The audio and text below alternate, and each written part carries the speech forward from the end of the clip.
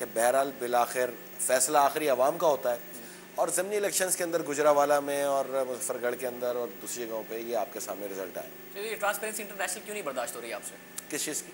Transparency international की report आती है, एंटी डेमोक्रेटिक कह दिया, काफ़ी इल्ज़ामात लगा दिए, आज अखबार में हेडलाइंस लगी हुई है कि हुकूमती इदारों को मना कर दिया गया इनसे कॉन्टैक्ट कैंसिल कर दें। चार्टर ऑफ डेमोक्रेसी के तहत जो भी स्टैंडिंग कमेटीज़ हैं कौमी या सेनेट की, उसकी 40% नुमाइंदगी है अपोजिशन के पास। पब्लिक अकाउंट कमेटी है चौधरी निसार अली खान के पास, और वो रोज़ाना कोई ना कोई शोशा छोड़ते रहते हैं। उनको शौक़ है अमिताभ बच्चन बनने का, और लगते भी सियासी अमिताभ बच्चन है वो। ये अच्छी बात है। नबील कबूल साहब उन्हें मिस्टर बीन कहते हैं, आप सियासी अमिताभ बच्चन कहते हैं, आप लोग नाम ही देते रहते हैं। मैं उनके हेयर स्टाइल पे कहता हूँ। तो मैं आपको बताऊँ, अर्ज़ करूँ कि अगर हमारे लिए वो रिपोर्ट ज़्यादा अहम है जो अपोजिशन बेंचेस पे बैठ के उसको आश्कार करे, और उनका काम है, उनकी ड्यूटी है, अगर वो आश्कार नहीं कर पा रहे तो फिर आप ये जान लीजिएगा कि कहीं कोई गलत नहीं है। क्योंकि जो शख्स कारें गिन के कार वापस लेने की बात कर दे, कारों के टायर पे गुफ्तगू कर ले, आप उससे बैद रखते हैं कि वो हमारी अपोजिशन पे गुफ्तगू, हमारी करप्शन पे गुफ्तगू तो आप ये कह रहे हैं कि पब्लिक अकाउंट्स कमेटी आइडेंटिफाई करे, ट्रांसपेरेंसी इंटरनेशनल करती है तो आप उसको नहीं मानेंगे? इसलिए कि मुल्क की जो इस वक्त पब्लिक अकाउंट कमेटी है वो इस मुल्क की सबसे ऑथेंटिक कमेटी है, जो इस मुल्क की हर चीज़ को वाकिफ़ है, जिसमें तमाम सियासतदान बैठे हैं। एक चौधरी निसार तो हेड कर रहे हैं ना, लेकिन तमाम पार्टीज मौजूद हैं। ये मैं मानता हूँ कि वो ऑथेंटिक है, बट मुझे एक बात बताइएगा, एक अनऑथेंटिक अखबार को चलाने के लिए भी एक इन्वेस्टिगेशन विंग चाहिए होता है कि जी आप इन्वेस्टिगेशन करके खबरें निकाला करें। पब्लिक अकाउंट्स कमेटी के पास कोई इन्वेस्टिगेशन विंग नहीं है, और ना ही वो कोई भी रेफरेंस अदालत को भेज सकते हैं। तो फिर क्या करें पब्लिक अकाउंट्स कमेटी? जब वो डिबेट बनाते हैं तो उनकी अक्सर डिबेट्स के ऊपर सो मोटो एक्शन हो गए, नहीं हुए? बिल्कुल हुए। तो ले ले अदालत। तो मगर वो इन्वेस्टिगेशन करेंगे, कोई रिपोर्ट सामने लाएंगे। अभी तक अदालत ने सुमोटो किस चीज़ पर ली? मीडिया की रिपोर्ट्स पे। LNG स्कैम मीडिया ने ब्रेक किया, और 16 सेनेट और कौमी असेंबली की स्टैंडिंग कमेटीज़ ऐसी हैं जिनकी रिपोर्ट्स पे एक्शन लिए गए हैं, और जिनकी रिपोर्ट्स को फिर आगे लेके गए हैं चौधरी निसार साहब, और काफ़ी तेज़ी से उस पर काम हो रहा है, और हम सब उनके साथ मौजूद हैं। क्रिटिसाइज़ नहीं कर रहा, लेकिन काम की नौयत को और तेज़ करें। जब अब तो माशरा ऐसा हो गया है कि छुप नहीं सकता, आप कोई भी चीज़ नहीं छुप सकती।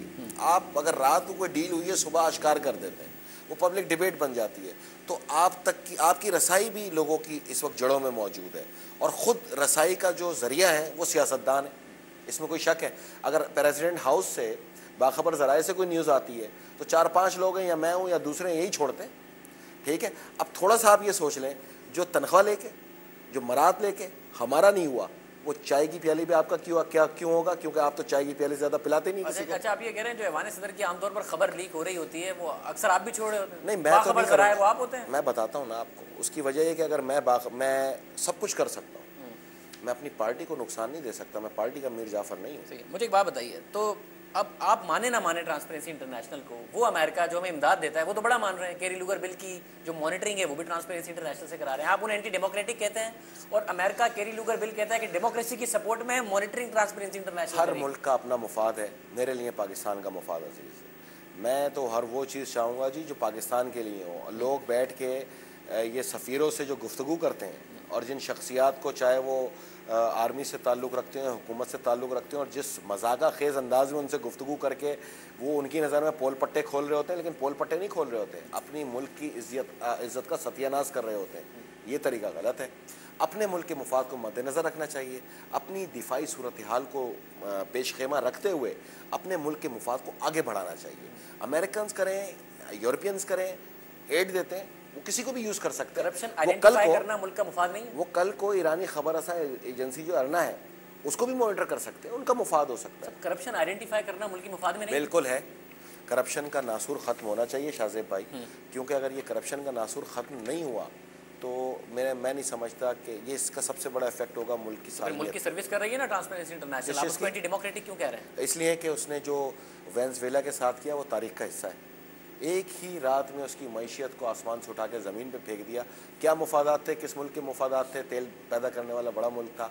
अच्छा, वेनेज़ुएला में अगर ह्यूगो चावेज़ साहब जो उनके सदर हैं वो ऐसे ऐसे बयानात दें कि मैं चीज़ों को नेशनलाइज कर दूंगा, मैं ये कर दूंगा, मैं वो कर दूंगा, पॉलिटिकल ओपोनेंट्स को बोलने ना दें, तो ट्रांसपेरेंसी इंटरनेशनल क्या करे? जो रिपोर्ट दी थी उनकी तेल की पैदावारी अमल पे दी थी। मैं इनके सियासतदान देता है बयान, सियासतदान आज बयान देता है तो कल चाय भी पी रहा होता है। सियासतदान के पास कोई चीज़ हुर्फ़े आखिर नहीं होती, सियासतदान के बयान को अहमियत ना दें, मुल्क की जो सूरत हाल है, पैदावारी अमल है, उस पर गुफ्तगू किसी भी तौर पर मुनासिब नहीं होती।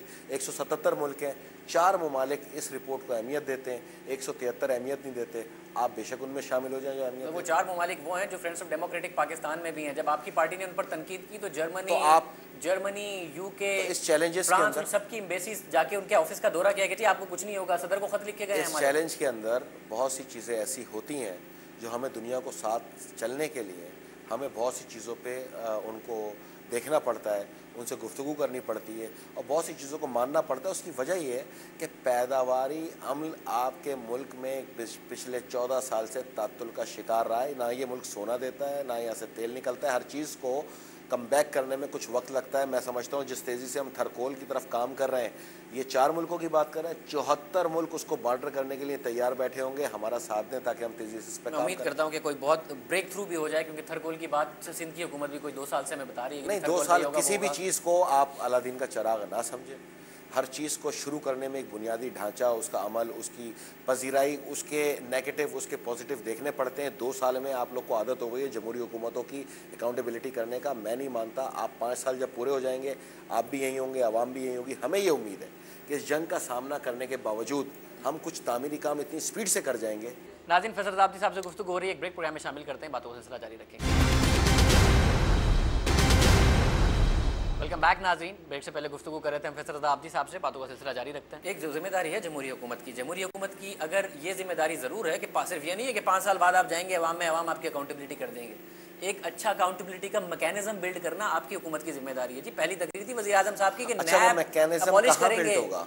अकाउंटेबिलिटी लॉ लाए ना, 18 महीने से आएगा, कहाँ से आएगा? पार्लियामेंट से आएगा। पार्लियामेंट हांग हो तो कितनी तेजी से आएगा? वज़ीर आज़म साहब ने क्यों कहा था कि इस इजलास में आएगा जो इजलास खत्म हो गया? 18वीं तरमीम लाने का मकसद क्या था? 18वीं तरमीम लाने का मकसद तो कॉन्स्टिट्यूशन में जो एनोमलीज थी वो खत्म करना था, अकाउंटेबिलिटी तो कहीं नहीं था। वो खत्म होंगी तो कोई कानून साजी होगी ना मेरे भाई। जब इख्तियार पार्लियामेंट के पास था ही नहीं, और वो इख्तियार आए तो हुए आप कितना सदर टाइम के हो गया? ऑर्डिनेंस पे कब तक डिपेंड करते हैं? इख्तियार आए हुए कितना टाइम हो गया? आ गया ना, बन गया ना, मैकेनिज्म आया ना, स्टैंडिंग कमेटीज आई ना, पब्लिक अकाउंट कमेटी आई ना, पावर डाइवर्ट हुई ना। ये पहले से थी जी, 18वीं तरमीम से पहले थे सब कुछ, सारी स्टैंडिंग कमेटीज थी, पब्लिक अकाउंट्स कमेटी भी थी। वो हैसियत नहीं थी, अब हैसियत है। कानून साजी की वो हैसियत नहीं थी। अब हैसियत इतनी है कि जहाँ पर भी तमाम जमातें मुत्तफिक होती हैं, इसमें तामीरी किरदार तमाम जमातों को अदा करना पड़ेगा। इस मैकेनिज्म को लाने में हमारे पास तो 124 सीट्स हैं। हुकूमत हमारी नहीं है, हम हुकूमत का सबसे बड़ा हिस्सा है। साहब, वज़ीर आज़म साहब की क्या क्रेडिबिलिटी रह जाती है? पिछले इजलास में कह रहे थे कि जिस इजलास में अकाउंटेबिलिटी लॉ आएगा, नहीं आया।